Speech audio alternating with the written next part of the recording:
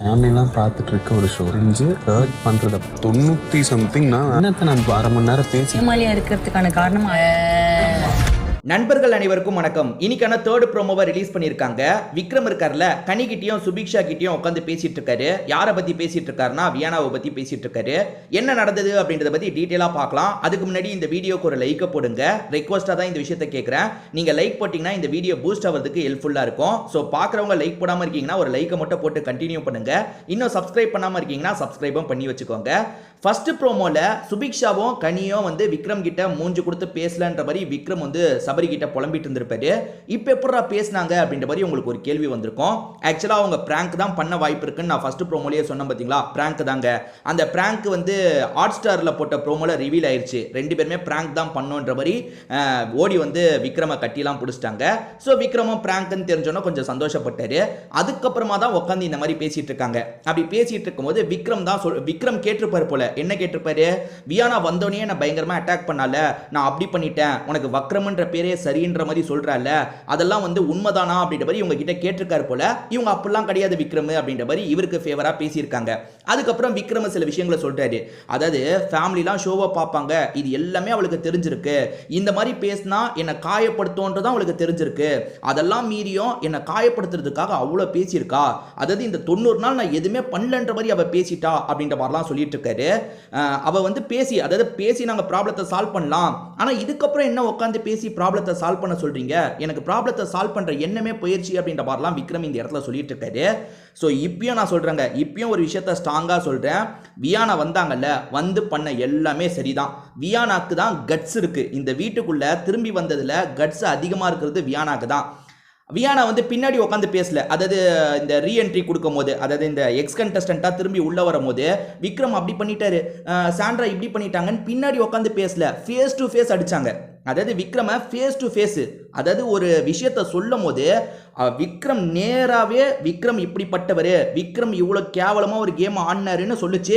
இவர் அழுதுகிட்டே வெளியே போனாரு. அதுக்கப்புறம் உட்காந்து பேசும் போதும் அந்த பொண்ணு மூஞ்சுக்கு நேரம் சொல்லுது, உங்களுக்கு வக்ரம்ன்ற பேர் கரெக்ட் தான், நீங்க அப்படிதான் பண்ணீங்கன்ற மாதிரி ஃபேஸ் டு ஃபேஸ் சொல்லும் போது உண்மையாலே நீ வந்து எந்த தப்புமே பண்ணல, நீ கரெக்டா தான் ஒரு கேம் விளையாடி இருக்கனா என்ன கேட்கணும். ஏமா வியானா என்னை பார்த்து இப்படி சொல்கிறல, அப்படி என்னம்மா நான் பண்ணிட்டேன் அப்படின்னு நீ கேட்டிருந்தா அந்த பொண்ணு எக்ஸாம்பிளோட நீ என்னெல்லாம் பண்ணுன்றதை சொல்லியிருக்கோம். இவன் உசாரா என்ன பண்ணிட்டான், நம்ம கேட்டால் அந்த பொண்ணு எல்லாத்தையும் சொல்லும், நம்ம என்ன பண்ணியிருக்கோம் நமக்கு தெரியும். ஏன்னா மறைமுகமாக மாமா வேலைலாம் பார்த்துருக்கோன்றது இவனுக்கு தெரியும். அது அந்த பொண்ணு சொல்லிட்டா அசிங்கன்றதுக்காக அமைதியாக இருந்தான். ஆனால் வீக்கெண்டில் இவனுக்கு ஃபேவராக வந்துருச்சு. இவனுக்கு ஃபேவராக வந்ததுக்கப்புறமோ வியானா நான் வேணும்ட்டே எதுவுமே பண்ணலமா அப்படின்னு கட்டி பிடிச்சி சமாதானம் ஆகிற மாதிரிலாம் பேசினான். ஆனால் இங்கே கனிகிட்டையும் சுபிக்ஷா கிட்டையும் வியானா அப்படி பண்ணிட்டா இப்படி பண்ணிட்டான்னு மூஞ்சுக்கு நேரா பண்ணாங்கடா. மூஞ்சுக்கு நேரம் பண்ணா அந்த வியானான்ற பொண்ணு, சின்ன பொண்ணு, உன்னை விட வயசுல அவ்வளோ சின்ன பொண்ணு, அது மூஞ்சுக்கு நேரம் உன்னை அடிச்சது. உனக்கு மூஞ்சுக்கு நேரம் நீ சொல்லு, தைரியமா சண்டை போடு. இப்போ வந்து இவர் சேஃப்டிக்காக எல்லாம் கேட்டுக்கிறாரு. வெளியே அது எப்படி போயிருக்கு, சுபிக்ஷா கிட்ட உட்காந்து கனி கிட்ட உட்காந்து வெளியே அதெல்லாம் எப்படி போயிருக்கு, எனக்கு ஃபேவரா தான் போயிருக்கா இல்லை அவளுக்கு ஃபேவரா போயிருக்கான்னு இவ்வளோ விஷயத்த கேட்டுக்கிட்டதுக்கு அப்புறம் இப்போ உட்காந்து அந்த பொண்ணு பண்ணது தப்பான். இதுல கனி மேடம் சில அட்வைஸ்லாம் கொடுக்குறாங்க. ஐயோ அதெல்லாம் வந்து இந்த பொறிச்சு வச்சுக்கணும்னு சொல்லுவாங்கல்ல எங்கேயாவது, அந்த மாதிரி வந்து எழுதி வைக்க வேண்டிய வார்த்தைங்க. என்னன்னா நல்லவனா இருக்கிறது மட்டுமே ஏமாலியா இருக்கிறதுக்கு காரணமா ஆகிடக்கூடாது. மேடம் சொல்றாங்க, யாரு கனி மேடம், மூணுங்களும் சொம்புங்க. அதாவது 3 குரூப் கேம் ஆடி சபரியை கூட சேர்த்துக்கோங்க. எல்லாம் ஒரு 5-6 பேர் ஸ்டார்டிங்ல இருந்தே குரூப் கேம் தான் ஆடிட்டு இருந்தாங்க. அதை வியானா கண்டுபிடிச்சிட்டா. அதுதான் பிரச்சனை. வியானா ஸ்டார்டிங்ல இருந்தே இவங்க குரூப் ஆடிட்டு இருக்காங்கன்றதை கண்டுபிடிச்சு உடைச்சா ஒரு பிரச்சனை. வியானா சைட்லயும் பிரச்சனை இருக்கு. என்ன பிரச்சனைனா இந்த எஃப்ஜே பின்னாடி எல்லாம் சுத்த ஆரம்பிச்சாங்க பாத்தீங்களா, அதெல்லாம் வியானாக்கு ரொம்ப நெகட்டிவா போயிருச்சு. அதே மாதிரி வியானா வந்து இந்த பேசுற விதத்துல நடிப்பு இருக்கு, கண்டிப்பா நடிப்பு இருக்கு. கொஞ்சம் செயற்கையா வந்து கியூட்டா இருக்கணும்ன்றதுக்காக பண்றாங்க. வியானாக்கு பேக் ஃபயர் ஆனது அதுதான். அந்த கியூட்டா பண்றன்றது ஒண்ணு, இந்த எஃப்ஜே வச்சு லவ் கண்டென்ட் பண்ணுது. மற்றபடி வியானா ஸ்டார்டிங்ல இருந்தே தைரியமா எல்லா இடத்துலையும் கேட்டிருக்காங்க. இவங்களுக்கு வெளியே வந்து இவங்களை கேட்டா என்ன பண்றது, அவங்கள கேட்டா எல்லாரையும் கேட்க வேண்டிய இடத்துல கேள்வி கேட்டிருக்காங்க. உண்மையாலே தைரியமான பொண்ணுங்க. போன வாரமும் பயங்கரமா அடிச்சு பேசிச்சு. ஆனா விஜய் சேதுபதி தான் வந்து இவ்வளவு திட்டுறாருல, எதுக்குடா நமக்கு வம்பு, இதுக்கப்புறம் நம்ம பிரச்சனை பண்ண வேணாம்னு அமைதியாயிருச்சு. இல்லைன்னா இப்போ வரைக்கும் விக்ரம போட்டு விளாசிட்டு தான் இருந்திருக்கும். அது தைரியமான பொண்ணு. ஆனா விக்ரம தைரியமானவன் கிடையாது, கோலை, 1ஆம் நம்பர் கோலை.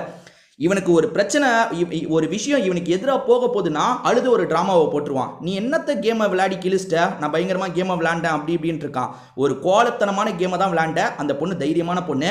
இப்போ கனி சுபிக்ஷா வேற ஒரு மாதிரி அதெல்லாம் வந்து அவளுக்கு தான் அகெயின்ஸ்டாக போயிருக்குன்னு சொல்லிட்டாங்கல்ல, இதுக்கப்புறம் இவன் கொஞ்சம் சீனை போட்டுட்டு இருப்பாங்க. நீ அந்த பொண்ணு கேட்கும் போது தைரியமா பேசியிருக்கணும்ப்பா.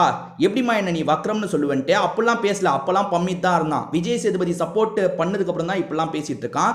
இதுதான் என்னோட கருத்துங்க. உங்களோட கருத்து மாற்று கருத்தா இருந்தாலும் சொல்லுங்க. வேற ஒரு வீடியோல பார்க்கலாம்.